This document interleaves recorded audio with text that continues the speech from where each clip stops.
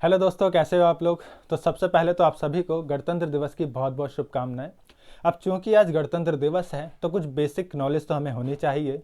वो basic knowledge क्या है कि हमें ये भारतीय होने के नाते हमें ये पता होना चाहिए कि गणतंत्र का मतलब क्या होता है, और साथ ही साथ हमें ये भी पता होना चाहिए कि गणतंत्र दिवस 26 जनवरी को क्यों सेलिब्रेट किया जाता है ना। अब गणतंत्र का मतलब क्या होता है। गणतंत्र, अगर मैं गणतंत्र का मतलब बताऊं या फिर मैं ये कहूं कि कोई भी देश गणतांत्रिक देश है या नहीं है, ये कैसे पता चलेगा। तो मेरे प्यारे दोस्तों, कोई भी देश यदि गणतांत्रिक देश है या नहीं, ये जानने के लिए आपको देखना होगा उस देश का हेड। उस देश का क्या देखना होगा? हेड।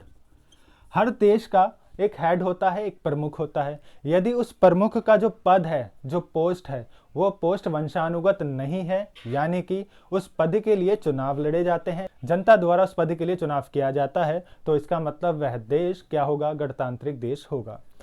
अब अगर मैं भारत के संदर्भ में बात करूं दोस्तों, तो भारत में भी दो प्रकार के हेड आपको देखने को मिलते हैं। एक हेड होता है head of the state, head of the nation, या फिर भारत के प्रमुख जो कि राष्ट्रपति हैं। और दूसरा हेड होता है हेड ऑफ द गवर्नमेंट, जो कि कौन है? प्राइम मिनिस्टर, भारत के प्रधानमंत्री हैं। क्लियर है। तो जो मैं भारत के प्रमुख की बात करता हूं, हेड ऑफ द नेशन या हेड ऑफ द स्टेट की बात करता हूं, जो कि भारत के राष्ट्रपति हैं, उनका पद देखोगे तो क्या वंशानुगत देखने को मिलेगा, या उस पद के लिए चुनाव कराए जाते हैं। तो आप कहोगे कि भाई भारत में तो राष्ट्रपति के लिए चुनाव कराए जाते हैं, और चुनाव कराए कैसे जाते हैं? जनता द्वारा भारत के राष्ट्रपति को चुना जाता है। हाँ, ये अलग बात है कि वो डायरेक्ट जनता वोट नहीं करती है, जनता अप्रत्यक्ष रूप से भारत के राष्ट्रपति को चुनती है।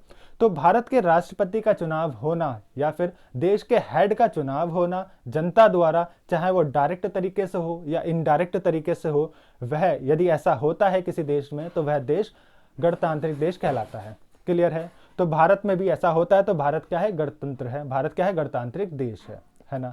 भारत के राष्ट्रपति को जनता द्वारा चुना जाता है अप्रत्यक्ष तरीके से।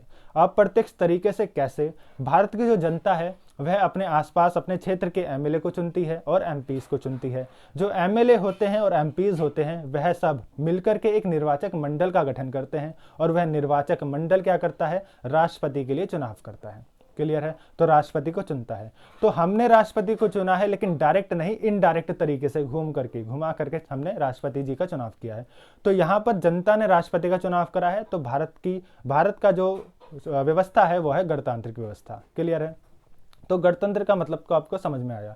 अब बात आती है दूसरा, जो सबसे ज्यादा डाउट रहता है या फिर लोगों को पता नहीं होता, वो है कि 26 जनवरी को ही हम क्यों गणतंत्र दिवस मनाते हैं। भाई, गणतंत्र दिवस 26 जनवरी को इसलिए मनाते हैं क्योंकि हमारा जो संविधान है वो 26 जनवरी 1950 को लागू हुआ था। अब यहाँ पर समझने या जानने वाली बात ये हो जाती है कि जब संविधान 26 नवंबर, कब? 26 नवंबर, 26 ऑफ नवंबर, और 1949 में 26 नवंबर 1949 को हमारा संविधान बनकर तैयार हो गया, तो फिर क्यों 26 जनवरी 1950 को संविधान लागू हुआ? तो फिर क्यों 2 महीने बाद, 2 मंथ्स बाद, यानी कि 26 जनवरी 1950 को संविधान लागू हुआ? इसके पीछे का रीज़न आपको समझना होगा कि 26 जनवरी को आपको याद रखना है कि हमारे देश में जो संविधान दिवस मनाया जाता है वो मनाया जाता है 26 नवंबर 1949 को। वो इसीलिए क्योंकि 26 नवंबर 1949 को संविधान बनकर तैयार हो गया था।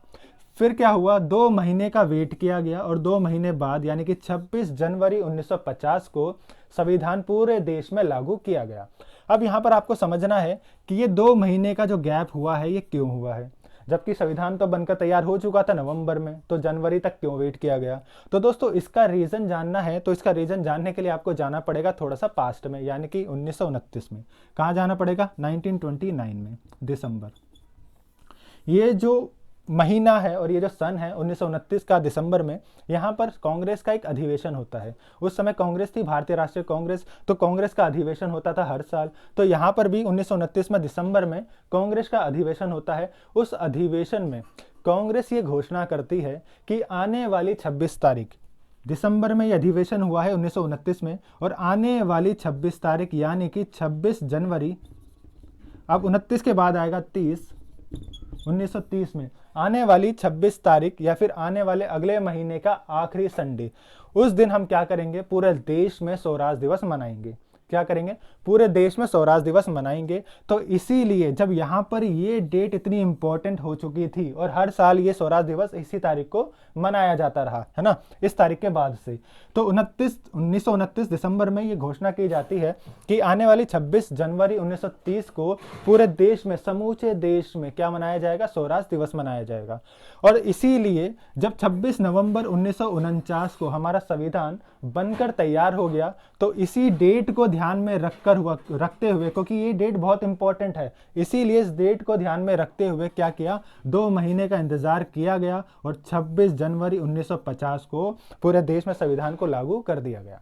क्लियर है। तो हमें आज 2 चीज सीखने को मिली। सबसे पहले कि गणतंत्र का मतलब क्या होता है। आम भाषा में गणतंत्र का मतलब दोस्तों यही है कि तंत्र मतलब शासन होता है और गण मतलब एक प्रकार से जनता ही होती है। तो यदि जनता का शासन है, जनता अपने हेड को चुनती है, देश के हेड को, तो वह देश गणतांत्रिक देश कहलाता है। क्लियर है। वंशानुगत व्यवस्था नहीं होती है। और दूसरी चीज क्या समझी हमने कि 26 जनवरी 1950 को ही संविधान लागू क्यों हुआ, या फिर गणतंत्र दिवस इसी दिन क्यों मनाते हैं। वो इसीलिए मनाते हैं क्योंकि इस दिन गणतंत्र दिवस इस दिन इसलिए मनाते हैं क्योंकि इस दिन 26 जनवरी 1950 को संविधान लागू हुआ था। और 26 जनवरी की डेट इसीलिए चूज की गई क्योंकि 26 जनवरी 1930 में हमने सबसे पहले स्वाधीन या स्वराज दिवस मनाया था। क्लियर है। 2 चीजें आपको यहाँ पर पॉइंट क्लियर होते हैं और ये बेसिक पॉइंट है, ये चीजें आपको पता होनी चाहिए यदि आप एक भारतीय हो तो। क्लियर है दोस्तों। तो आई होप कि आप सभी को ये सारी चीजें समझ आई होगी। तो फिर मिलेंगे एक और धमाकेदार वीडियो के साथ, तब तक के लिए जय हिंद।